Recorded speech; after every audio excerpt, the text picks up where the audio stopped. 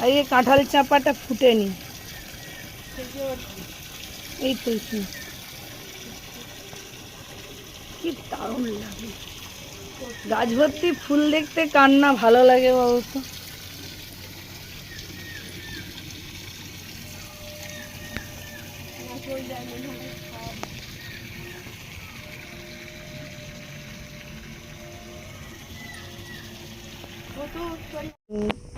দেখো আজকে আকাশ ভরে রোদ উঠেছে, আর ওই জন্যে আজকে খুব ভালোও লাগছে দিনটা।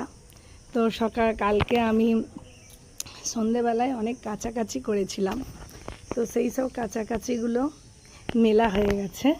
আজকে যেহেতু রোদ উঠেছে তো মনে হচ্ছে আজ আর বৃষ্টি হবে না, ওই জন্যে কিছু বিছনার চাদরগুলো আগে কেচে নিই। আর আজ ভাবছি ঘরটা যে ড্যাম্প অবস্থায় পড়ে আছে, আজকে ঘরটা একটু ভালো করে পরিষ্কার করব।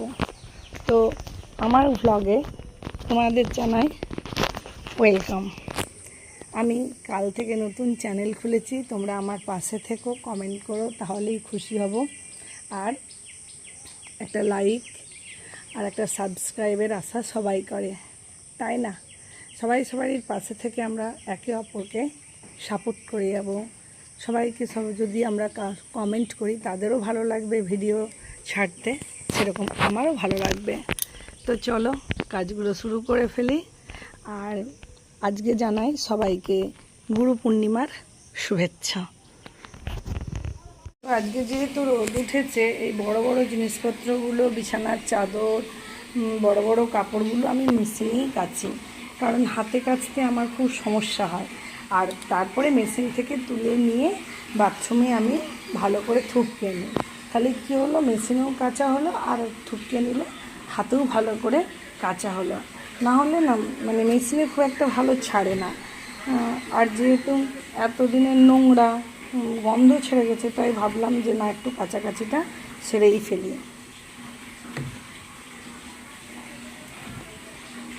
কাচতে কাচতে আমি এখানে গ্যাসে ভুতু সোনার জন্য বসিয়ে দিয়েছি সয়াবিন, মেটে আর হচ্ছে মাছ দিয়ে।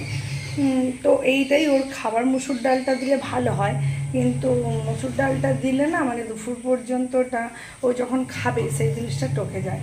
ওই জন্য মুসুর ডালটা পরে আলাদা করে সিদ্ধ করে নেব।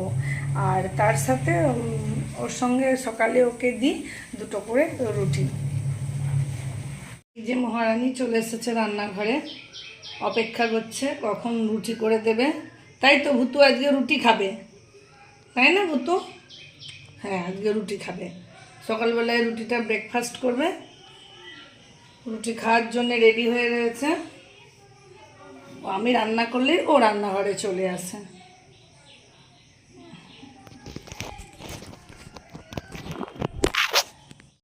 মেয়েদের জীবনটা হচ্ছে সব থেকে আলাদা।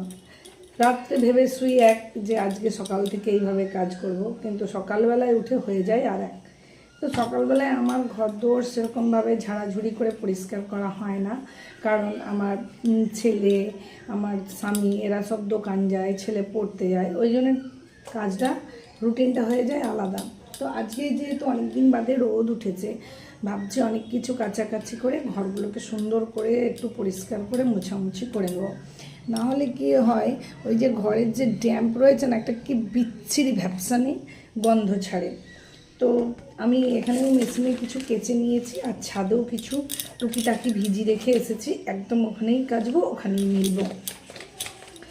আর এর খাবারটা দেওয়া হয়ে গেলে একটা নিশ্চিন্তি যে ও টাইমে খেতে পেয়ে গেছে, না হলে একটা চাপ সৃষ্টি হয়ে যায় যে ওকে কখন খেতে দেবো করে।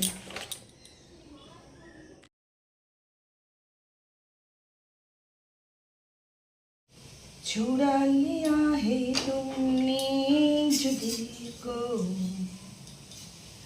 नजर नहीं चुराना सनम, बदल के मेरी तुम जिंदगानी।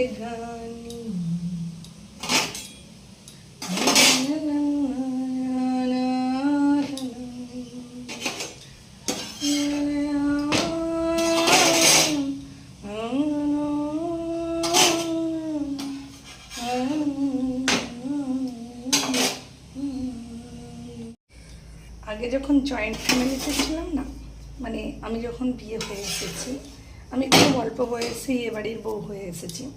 তো তখন না সেই উনুনে রুটি করতে হতো। বাবা, করতেই পারতাম না, লোহার কড়াই আবার উনুন। এর ফলে কী হতো, রুটিগুলো যখন আমি করতাম সব রুটিগুলো সেই ধোঁয়াতে কালো হয়ে যেত, একটা রুটিও ফর্সা হতো না। তখন খুব খারাপ লাগতো যে বাবা সবাই শিখে যাচ্ছে, আমি কি কোনো দিনই করতে পারবো না। তো তো আমার শাশুড়ি মা আমাকে বসে বসে দেখিয়ে দিত যে এইভাবে রুটি করতে হয়। তো পরে যখন আমি উনুন ছেড়ে দিয়ে জয়েন্ট ফ্যামিলি থেকে আলাদা হলাম, তখন গ্যাসে আমি একটা একটা করে রুটি করতে শিখলাম। তো আজ আমি খুব সুন্দরই মোটামুটি রুটি করতে পারি, আমার কোনো অসুবিধা হয় না। এর থেকে বোঝা যায় যে চেষ্টা করলে মানুষ সবই পারে।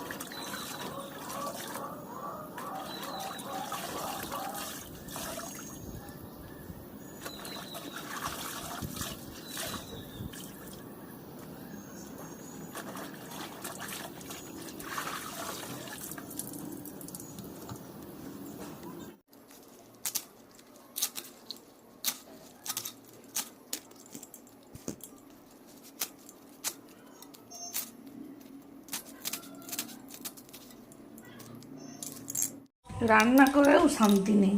দেখো বৃষ্টি চলে এলো, ছুটতে ছুটতে ছাদে আসতে হলো জামা কাপড় তুলতে।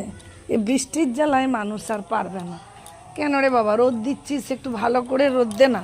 তা নয়, জামা কাপড় তুলবো না রান্না করব, কিছুই খুঁজে পায় না।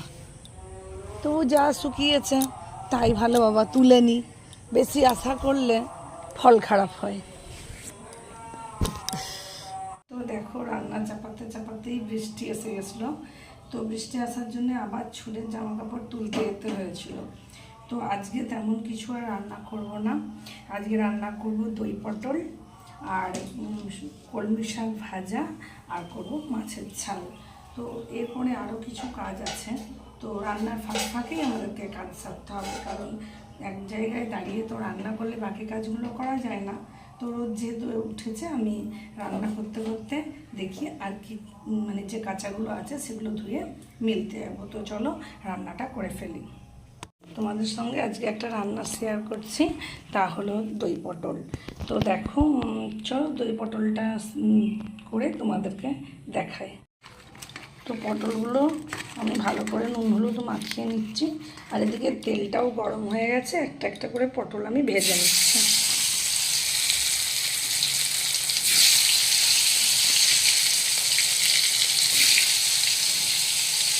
পটলগুলো গোটা ভাজলে ভালো হতো, কিন্তু আধখানা করে ভাজলে নুন হলুদটা ভালো ঢুকবে, ওই জন্যে আমি আধখানা করেই ভেজে নিলাম। তো দই পটলের জন্য পটলগুলো আমি হাফ হাফ করে কেটে ভেজে নিয়েছি। এবার আমার তেল গরম হয়ে গেছে, এবার তেল গরমের মধ্যে আমি দিয়ে দেবো গোটা লঙ্কা, দিয়ে দিলাম তেজপাতা, আর দিয়ে দিচ্ছি অল্প কোটা গোটা জিরে, আর দিয়ে দিলাম এখানে আদা, পেঁয়াজ আর রসুন বাটাটা। তো আমার ওখানে মশলাটা কষানো হয়ে গেছে। এবার আমি এর সাথে দিয়ে দিচ্ছি পোস্ত বাটা, দিয়ে খুব ভালো করে আমি আবার মশলাটা কষে নেব। এবার এর মধ্যে আমি দিয়ে দিলাম অল্প পরিমাণ লঙ্কা গুঁড়ো, দিয়ে দিলাম অল্প পরিমাণ জিরে গুঁড়ো, আর দিয়ে দিলাম হলুদ গুঁড়ো, দিয়ে ভালো করে মশলাটাকে কষে নেব। তো আমার এখানে মশলাটা কষা হয়ে গেছে। এবার এর মধ্যে আমি দিয়ে দেবো অল্প পরিমাণ দই,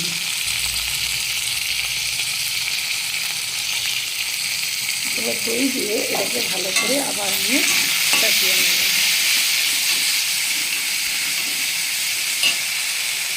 তো দেখো মশলাটা কষে তেল ছেড়ে বেরিয়ে এসছে।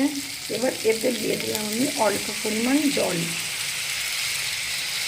দিয়ে মশলাটা ভালো করে ফুটিয়ে নেব। এর মধ্যে দিয়ে দিলাম পরিমাণ মতো নুন আর দিয়ে দিলাম পরিমাণ মতো চিনি, কারণ যেহেতু টক দই দিয়েছি চিনিটা দিলে টেস্টটা ভালো আসবে। এবার দিয়ে দিলাম টমেটো কুচি দিয়ে মশলাটাকে ভালো করে ফুটিয়ে নেব। এবার দিয়ে দিলাম কাশ্মীরি লঙ্কার গুঁড়ো। আর এখানে মশলাটা ফুটে গেছে।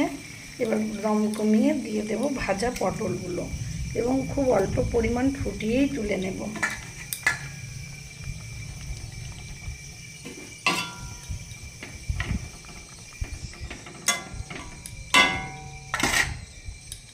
এখানে পটলগুলো ফুটে গেছে। এবার আমি এর মধ্যে দিয়ে দেবো ঘি।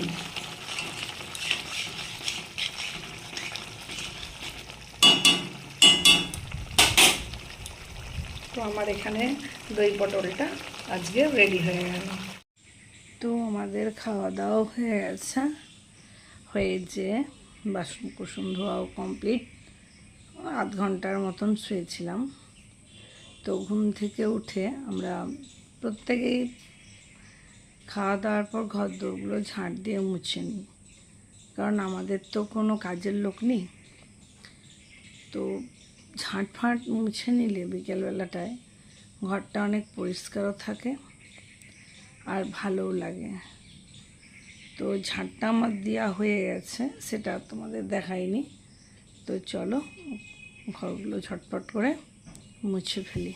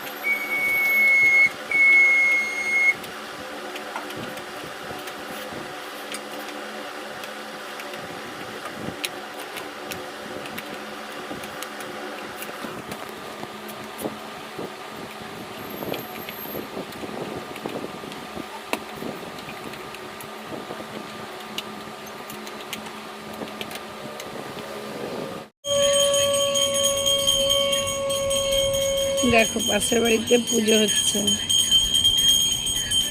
সুন্দর লাগবে।